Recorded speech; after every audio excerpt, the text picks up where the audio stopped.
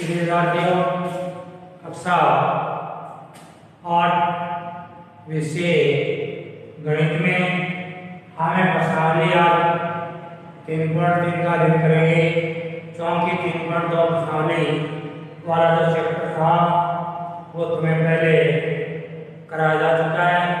उसके बारे में आपने वो आकृतियाँ, किसी बहुभुज के बहिष्कोण, अंतःकोणों में समन, बहिष्कोण, अंतःकोण का मान ज्ञात करने का सूत्र और आकृति मैट्रिक्स का मान ज्ञात करना सीख चुके हो।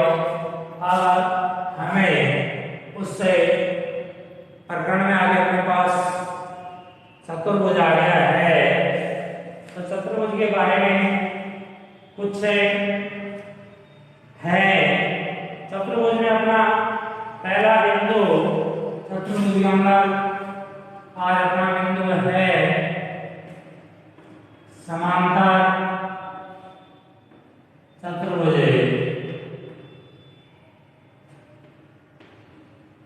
समांतर चतुर्भुज का पहला बिंदु है, तो तुम्हें पता है चतुर्भुज के बारे में आप पढ़ रहे नीचे कक्षा में पढ़ चुके हो सबके साथी में कि चार भुजाओं से घिरी हुई बंद आकृति चतुर्भुज कहलाती है।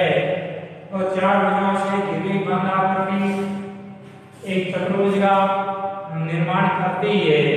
जैसे अपना जो मकान है उसको भी हम चतुर्भुज कह सकते हैं, क्योंकि उसमें चारों दीवारें शामिल कर ली जाए तो उसका एक चतुर्भुज का निर्माण हो जाता है। और विभिन्न आकृतियां आप देखते हो, चार भुजा से घिरी बंद जो आकृतियां सारी चतुर्भुज कहलाती हैं। लेकिन चतुर्भुज जो है वो विभिन्न प्रकार की आकृतियों का निर्माण होता है, इसलिए आकृतियों के आधार पर उसमें जो गुण पाए जाते हैं, गुणों के आधार पर उसको विभिन्न नामों से पुकारा जाता है। जैसे अतंगाकार चतुर्भुज है, विषम चतुर्भुज है, समांतर चतुर्भुज है, समलंब चतुर्भुज है, आयत है, वर्ग है, समचतुर्भुज है। तो इस प्रकार जिस चतुर्भुज में जिस प्रकार के गुण पाए जाते हैं, उन गुणों के आधार पर ही उस चतुर्भुज का नामकरण होता है। और उसी आधार पर हमारे पास पहला जो आज चतुर्भुज का प्रकार है वो समांतर चतुर्भुज के बारे में बताया है कि एक समांतर चतुर्भुज जो है उसकी क्या विशेषता होती है। जैसे आकृति में ABCD एक समांतर चतुर्भुज बना हुआ है, तो सबसे पहले तो आपको इस समांतर चतुर्भुज की परिभाषा याद रखनी है। परिभाषा इस प्रकार है, ऐसा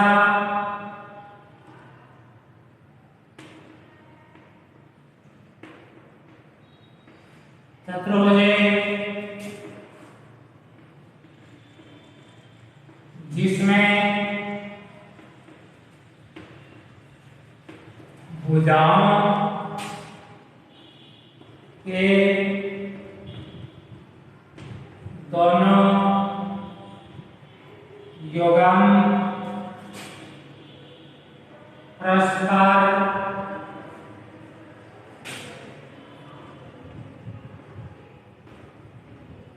समांतर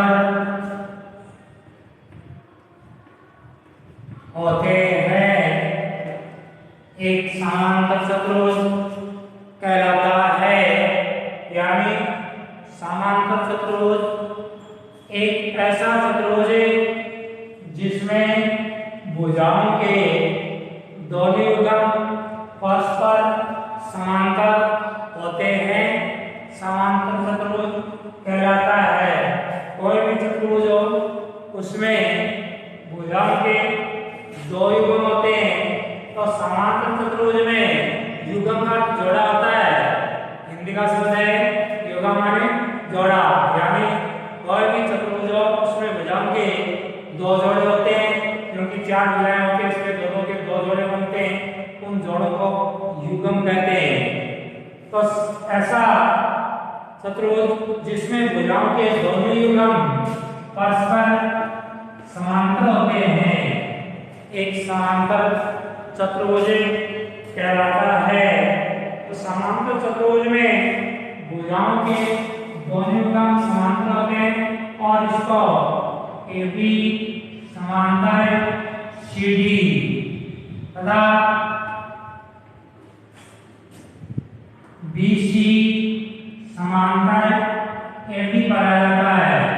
ये दो खड़ी रेखाएं लगी, इसको हमें समांतर के रूप में पढ़ेंगे, इसको समांतर पढ़ा जाता है। AB समांतर CD के तथा BC समांतर AD के। तो इस प्रकार इसमें भुजाओं के दोनों युगम परस्पर समांतर होते हैं और समांतर होने के साथ साथ आमने सामने की भुजाएं बराबर भी होती हैं। इसकी समूह भुजाएं, ये भुजा इस भुजा के, ये भुजा इस भुजा के बराबर होती है। दोनों भुजाओं के दोनों युगम परस्पर समांतर होते हैं और बराबर भी होते हैं। तो इस प्रकार समांतर चतुर्भुज में भुजाओं के दो युगम परस्पर बराबर होते हैं और समांतर भी होते हैं। ये समांतर चतुर्भुज की विशेषता है। समांतर चतुर्भुज के अवयव, अवयव क्या होते हैं? हमने विज्ञान में पढ़ा होगा कि जिन तत्वों से मिलकर के किसी आकृति का या शरीर का किसी भाग का निर्माण होता है वे उसके अवयव कहलाते हैं। और समांतर चतुर्भुज का निर्माण जिन अवयवों से मिलकर के, जिन भागों से मिलकर के हुआ है, ये भाग इसके अवयव कहलाएंगे। तो समांतर चतुर्भुज के अवयव में हम देखते हैं कि इसमें भुजाओं के चार भुजाएं होती हैं। तो इसके अवयव में चार तो भुजा हो गई, चार भुजाएं हैं, चार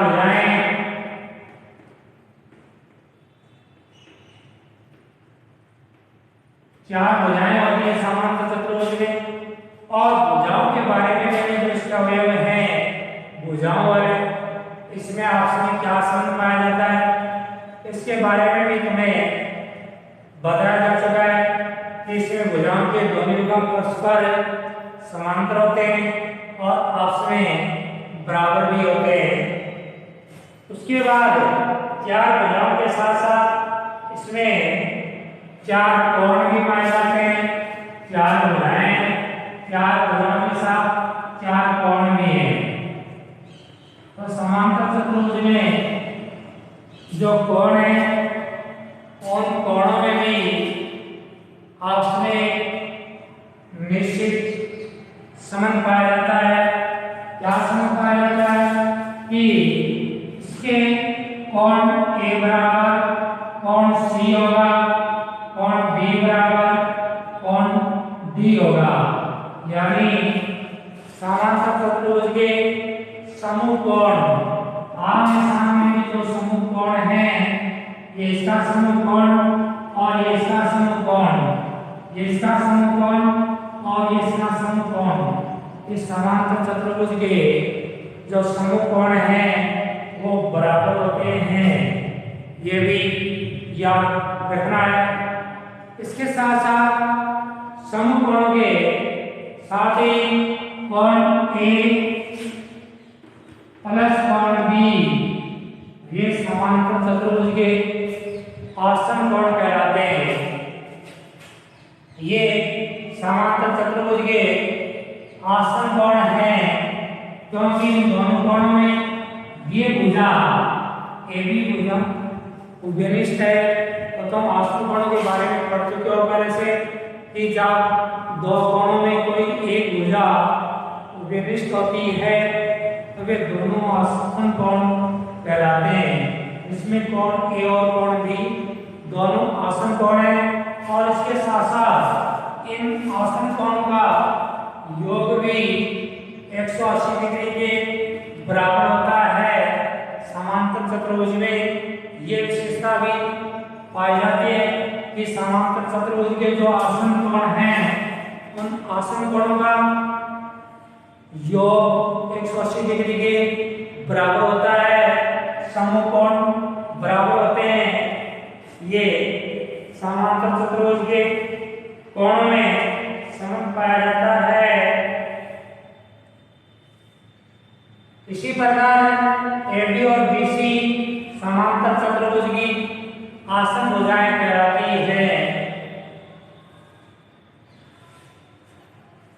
इसके बाद दो समांतर चतुर्भुजों में समांतर चतुर्भुज की समूह भुजाएं बराबर माप की होती है। तो मैं बता दिया है कि समांतर चतुर्भुज की समूह भुजाएं आमने सामने की भुजाएं बराबर होती हैं, परस्पर समांतर भी होती है। दोनों ही गुण इसमें पाए जाते हैं। इसके बाद समांतर चतुर्भुज में समांतर चतुर्भुज का परिमाप, अगर समांतर चतुर्भुज का परिमाप ज्ञात करना है, समांतर चतुर्भुज का परिमाप दो कोष्ठक उसकी लंबाई प्लस उसकी चौड़ाई, यानी जो आयत का सूत्र होता है वही समांतर चतुर्भुज के परिमाप का सूत्र होता है। जैसे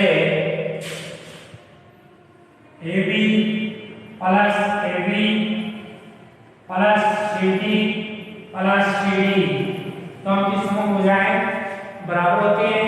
अतः उसका परिमाप दो आसन भुजाओं का 2 इंटू आसन भुजाओं का योग भी कर सकते हो आप। इसी समांतर चतुर्भुज का परिमाप 2 इंटू उसकी आसन भुजाओं का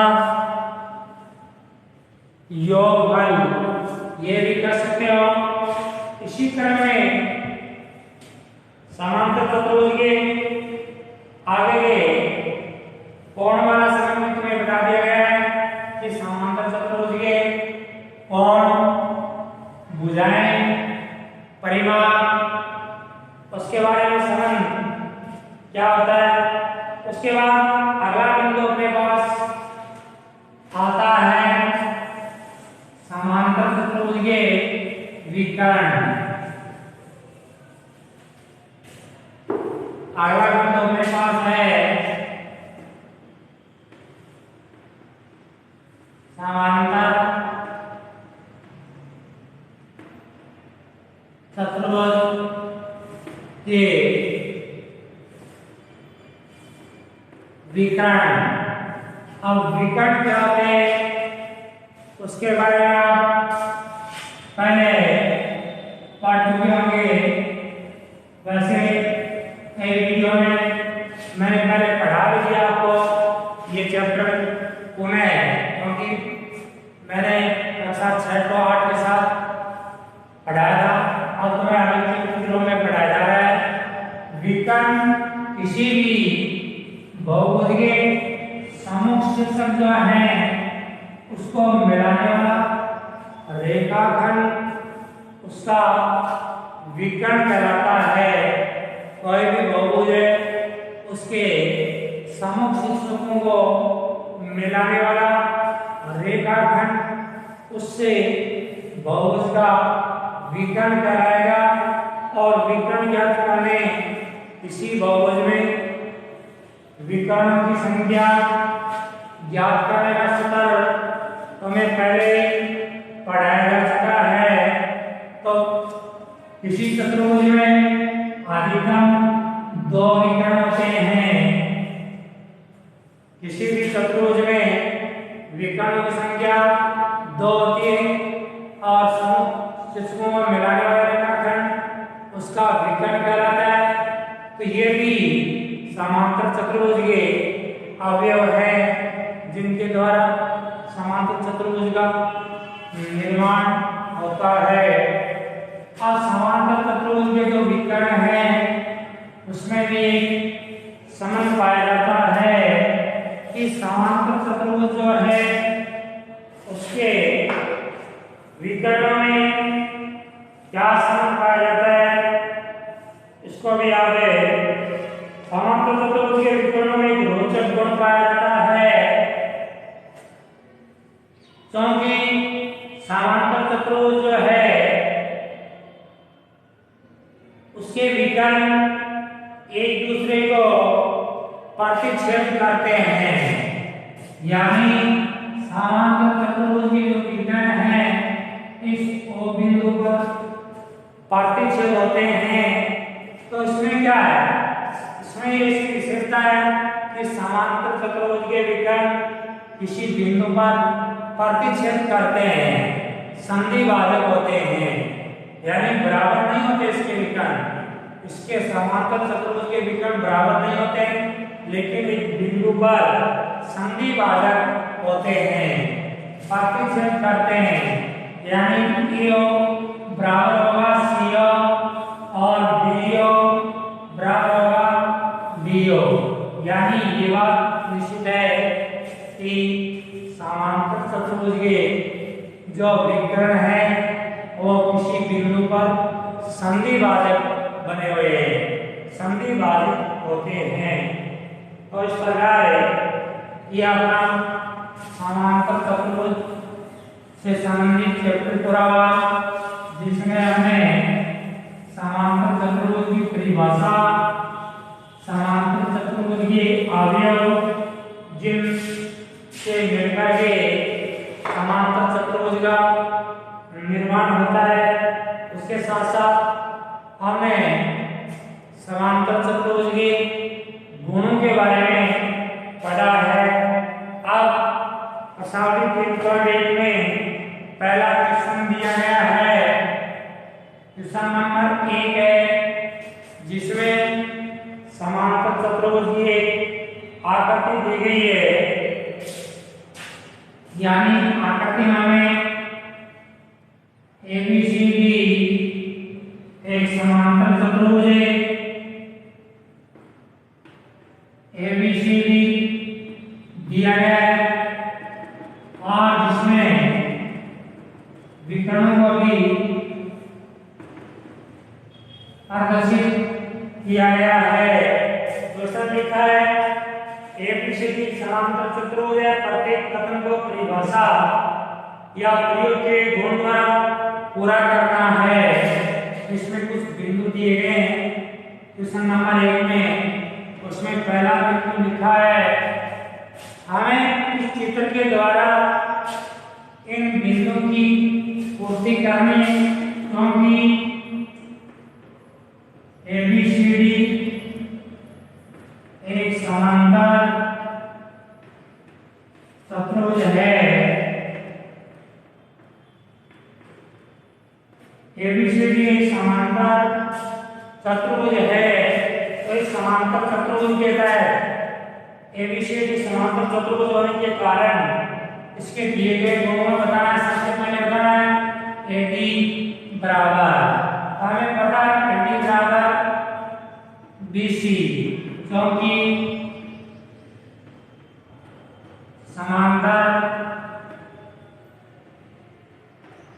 चतुर्भुज की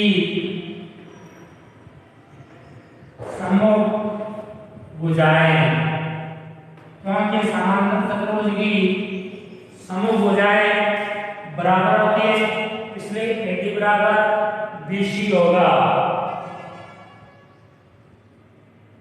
और दूसरा बिंदु लिखा है, बिंदु नंबर 2 में लिखा है कोण DCB, कोण DCB बराबर हमें बताना है कौन सा कोण होगा।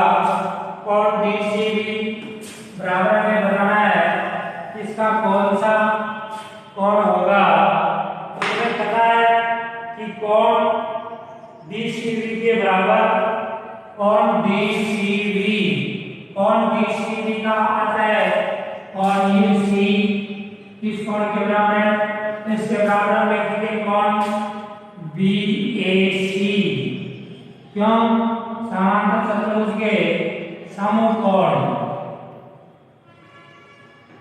समकोण, समांतर चतुर्भुज के समकोण भी बराबर होते हैं। इसके कोण BCD बराबर कोण ABC हो गया। और फिर लिखा है OC, बिंदु तीसरे में लिखा है OC बराबर, अब OC यहाँ बिंदु है, इस बिंदु O पर इसके विकर्ण प्रतिच्छेद करते हैं। तो इसके बारे में मैंने पहले बताया कि समांतर चतुर्भुज के विकर्ण और पर संधि भाजक होते हैं। तो OC बराबर OA होगा, क्योंकि समांतर चतुर्भुज के विकर्ण संधि भाजक होते हैं। संधि भाजक होने के कारण ये भुजा इसके बराबर हो गई कि समांतर चतुर्भुज के विकर्ण संधि भाजक होते हैं। अतः संधि भाजक होने के कारण ये भाग इसके बराबर है। इसी तरह में इसमें इसके कुछ अन्य बिंदु भी पूछा है। जैसे बिंदु नंबर 4 में पूछा है कि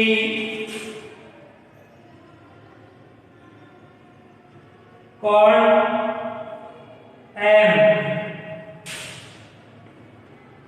M आगे फिर कोण बताया है कोण DAB बराबर M कोण CDA, कोण CDA। इसमें देखो कोण DAB और M, यहाँ M का अर्थ है उसके सम्मुख, नहीं सॉरी, कोण आसन, M का अर्थ है आसन कोण, तो विशिष्ट आसन कोण है। तो कोण DAB ये कोण और इसके साथ ही कोण CDA ये दोनों आसन कोण है, क्योंकि बताया प्लस का चिन्ह लगा बीच में, बराबर का नहीं लगा, सॉरी प्लस का चिन्ह है। तो मैंने आपको बता दिया था कि ये इस समांतर चतुर्भुज के आसन कोण है और आसन कोणों का योग 180 डिग्री होता है। इसलिए इन दोनों कोणों का योग 180 डिग्री के बराबर होगा, क्योंकि समांतर चतुर्भुज के आसन कोण है और आसन कोणों का योग 180 डिग्री के बराबर होता है। तो इस प्रकार इसमें हमें एक समांतर चतुर्भुज की आकृति देकर के इस समांतर चतुर्भुज के विभिन्न गुणों के बारे में पूछा है। तो हमें इसके गुण याद रखने हैं। समांतर चतुर्भुज की समूह भुजाएं बराबर होती हैं, भुजाओं के दोनों युग्म परस्पर समांतर होते हैं, आसन कोण का योग 180 डिग्री होता है, समूह कोण बराबर होते हैं। ये इसके विकर्ण बिंदु O पर संधि भाजक होते हैं। तो इस प्रकार ये जो चैप्टर है आज हमें इस चैप्टर को यहीं तक पूरा करते हैं और अगले वाला चैप्टर कल शुरू करेंगे, जिसमें हमें अन्य कुछ चतुर्भुजों की आकृतियों के बारे में बताना है। तो चैप्टर 3.3 तुम्हें नोटबुक में हल करना है, इन आकृतियों को देख करके और तुम इन क्वेश्चनों का उत्तर देना है।